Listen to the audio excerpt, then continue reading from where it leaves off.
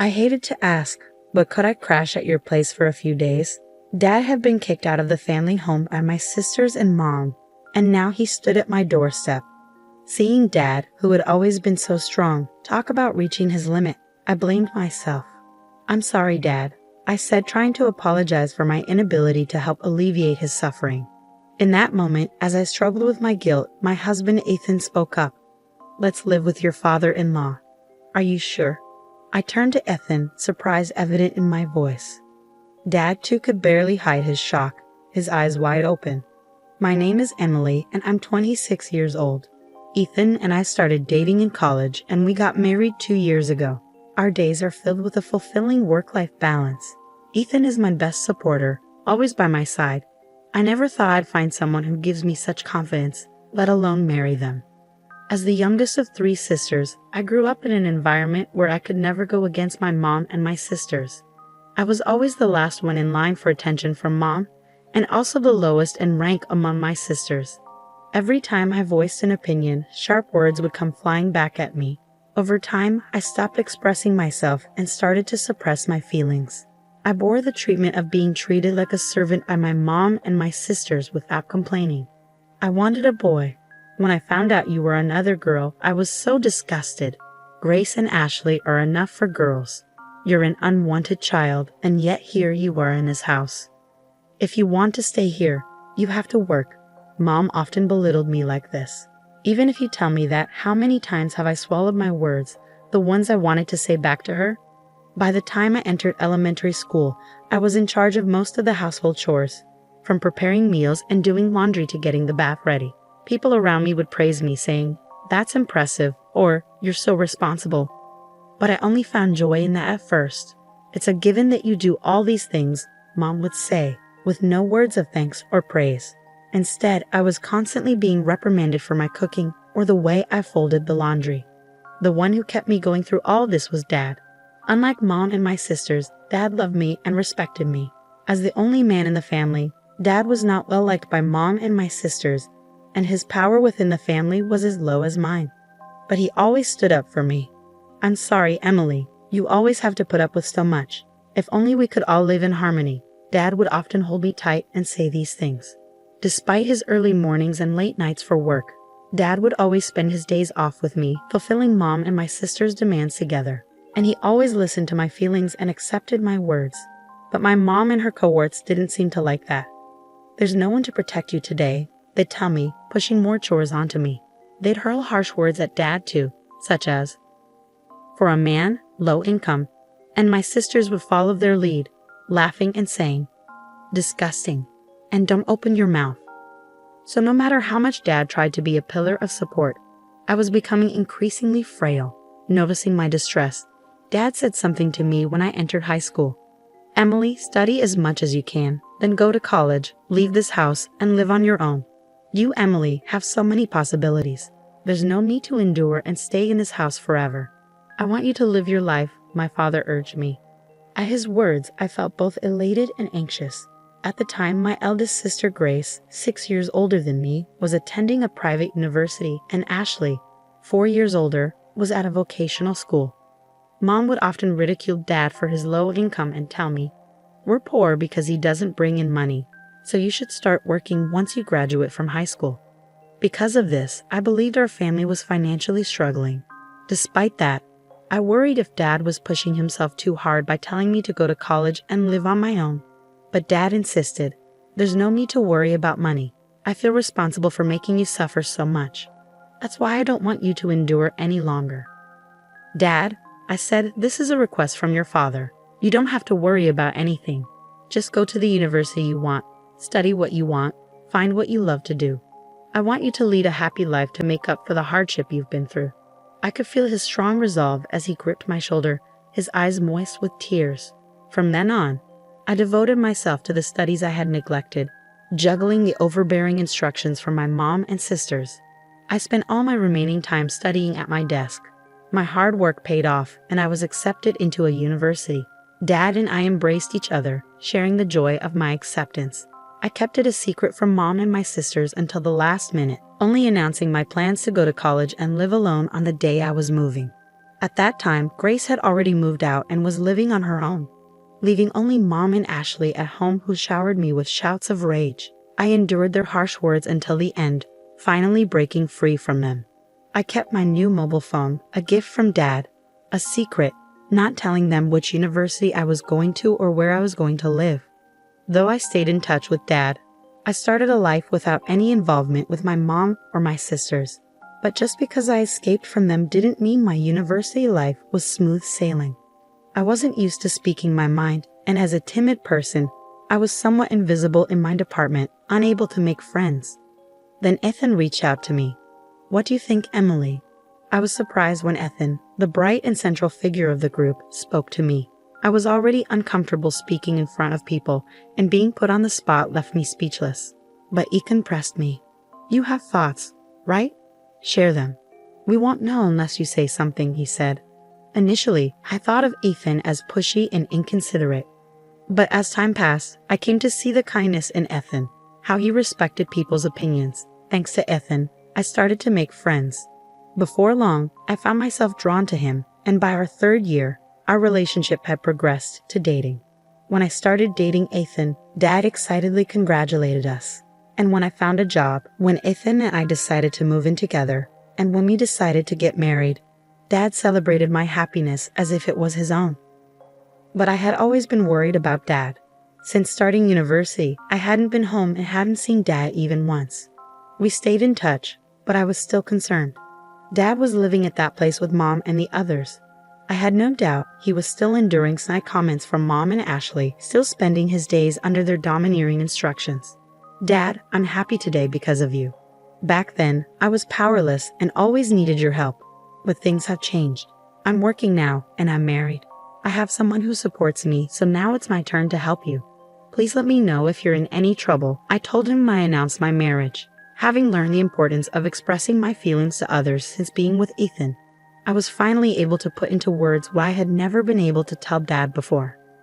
"Thank you," Dad replied, but until now, 2 years later, Dad never asked me for help.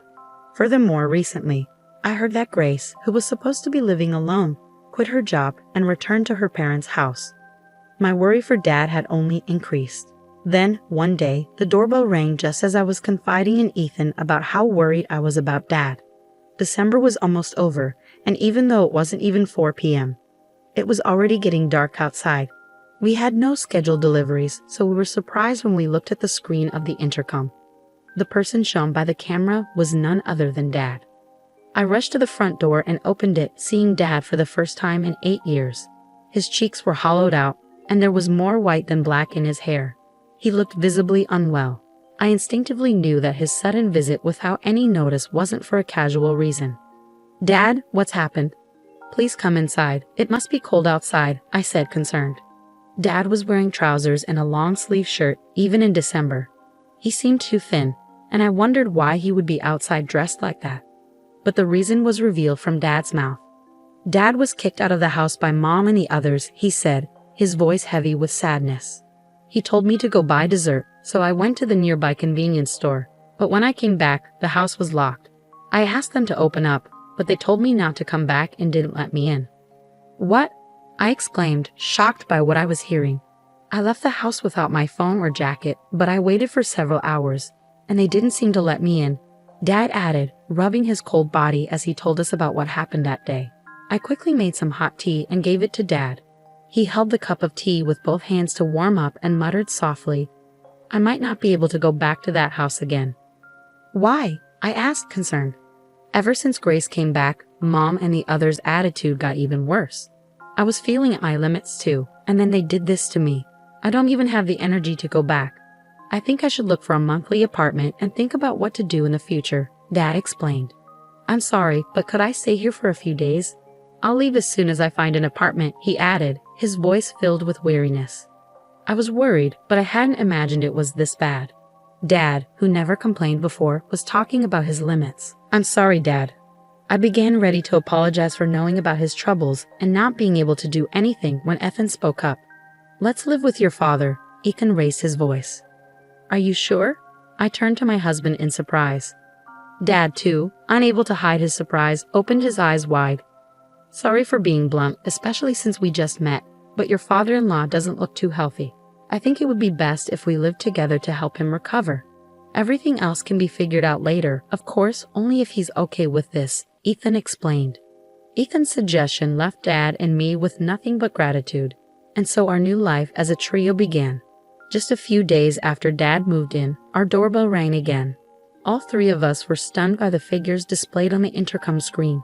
Mom and my sisters were standing there. "Why here?" I whispered, shocked and bitter past memories making my breath hitch. But I had to face them. I didn't know what they would do next, and panic set in. I opened the door, and before me stood my mother, flanked by Grace and Ashley. "Wow, I didn't expect you to be living in such a fancy place. I thought you were scraping by in some rundown apartment," Mom remarked, her tone dripping with condescension. Hearing her voice after such a long time, all I could feel was resentment. "Why are you here?" I asked, trying to keep my tone steady despite the turmoil brewing within me. "Your father's mobile had your address in it." I had no idea Emily even had a mobile phone. "Why would you give him your contact info but not us? Are you honoring the wrong person?" Grace interjected arrogantly, looking down at me, just as she always did. After Mom's words, seeing Grace like this, Mom smiled, satisfied, and spoke again. "Well, never mind. Is your father here?" "We're having some trouble without him," she said, though there were no signs of actual distress on their faces. All three of them were smirking. "In trouble? But you're the ones who kicked him out," I retorted, my irritation mounting with each word. "You've become quite sassy, haven't you?" "So is he here?" "Move aside," Mom demanded, her typical overbearing tone evident in her condescending remarks about me. "No," I responded firmly, fueled by Ethan's support and my own newfound strength. It would have been impossible in the past, but I had changed, all thanks to Ethan. Mom's irritation became apparent as she raised her voice. "When did I ever give you permission to talk back? Just move. You can't even listen to what I say." "I'm not the same person I used to be. I won't be pushed around by you, Mom," I refused firmly, Ethan coming up beside me, trying to shoo Mom and the others away. Despite our efforts, Mom and her group wouldn't leave. We repeated move and no until, tired of the ordeal or maybe having given up, Mom was the one to break first. "That's enough. I don't want to hear any more from you. If you won't move, can you at least let us know when the money will be deposited in our account? It's really annoying that all you can do is put money in, and you can't even do that," Mom said, her words leaving me speechless. How did she think she's been able to live without working? My anger reached its peak. From now on, Dad will be living with us. Dad and I will no longer be pushed around by you guys. Please divorce Dad and stop causing him pain, I declared, unable to hold back my words any longer. But the response from my mom was something I hadn't anticipated. I hadn't anticipated Mom's reaction. "Don't make it sound like I'm the bad guy. I've been kind enough to stay as a family with a man like him, who is low income and can't do a thing. You should be thanking me," Mom said, her words cutting deep. "What?" I gasped, stunned by her audacity. "You're just like your dad, a low-income loser acting high and mighty. But in the end, all you're doing is licking each other's wounds," Mom continued, her tone dripping with disdain. I felt like I was about to lose control. At Mom's words, I was on the verge of raising my voice, of lashing out, but then my husband spoke up. "Emily works hard. She's a supervisor, earning a decent wage. I'd appreciate it if you didn't belittle us with comments about licking wounds," Ethan intervened, his voice firm. Mom retorted, "Don't you dare talk back to me. You're an outsider, so stay quiet." That's when Dad, who should have been in the living room, was suddenly at my side, addressing Mom. "I've heard enough. We can't impose on Emily and Ethan anymore. Let's get a divorce," Dad declared, surprising everyone. "Dad," I exclaimed, shocked by his sudden proclamation. But my sisters chimed in with approval. That's fine. We don't need a creepy guy like you," one of them called out. Encouraged by my sisters, Mom agreed, "That's fine by me." I was dumbfounded by how quickly things had been resolved, but the peace didn't last long. "But there's one condition. Hand over that house to me, then I'll give you your divorce." Mom laid out her demand, revealing her greed. I couldn't believe it. How greedy could this woman be? But Dad quickly agreed to Mom's demand. "Dad, are you sure?" I asked, shocked by his compliance. If that's all it takes to get a divorce, it's a small price to pay, Dad replied, smiling at me reassuringly before turning back to Mom with a serious expression. I'll do as you ask. Leave for today. I'll come over tomorrow. With that, Dad sent Mom and my sisters home. They continued to belittle me until the end, but I didn't care. I felt guilty for pushing for a divorce and causing Dad to lose his home, but Dad patted my shoulder reassuringly. It's not your fault, Emily. In fact, I'm glad you spoke up, he said. The next day, Dad went back home one last time with the divorce papers. He made Mom fill out the divorce application, handled some paperwork, and packed his belongings. When Dad returned from our family home, he looked somehow lighter. It was sad to see the house go to Mom and my sisters, but if Dad felt relieved, I was okay with it. A few months later, Dad told me what had happened to Mom and my sisters. They had taken the family home as part of the divorce settlement and planned to live lavishly by selling it. However, the house was old and the location wasn't great. They couldn't sell the house or land for much, and demolition costs ate into the proceeds. In the end, they were left with almost nothing. Now without a home or savings, Mom didn't work, and neither did Grace or Ashley have stable jobs. And with Dad gone, the same Dad they ridiculed for his low income status while they leaned on him for living expenses, the trio found themselves in dire straits. They tried seeking help and showed up at our house several times, but we never opened the door to them. Still, they refused to give up, causing commotion at the front porch. I finally had to tell them through the intercom, if you make any more noise, I'll call the cops. Now it seems they're barely managing, renting an apartment that's too cramped for 3. Even Mom, who never worked before, was seemingly forced to get a job. That's how desperate they were. Despite all the times they made fun of Dad and me as a trio, they now seem to be constantly bickering among themselves, blaming each other for their current circumstances. People rarely change. With neither Dad nor me around anymore, the ones I used to ridicule, they can't help but find someone else to target. It seems they're destined to lead lives filled with both physical and emotional poverty. Meanwhile, our lives have taken the polar opposite trajectory. Despite all their mockery about Dad being low income, he had actually been trading stocks for years, amassing a fortune. We only learned about this after the divorce was finalized. Dad feared that if any information leaked out, the trio would try to seize his assets, so he had decided not to mention it until the divorce was over. That's probably why he didn't mind giving up the family home. Now we're living comfortably in a new house that Dad built with his wealth. He quit his job to focus on his stocks. My husband and I have jobs too, so we're not struggling financially. We support each other while each maintaining our own financial independence. We hope to build a loving family that we couldn't have when we were young from here on out.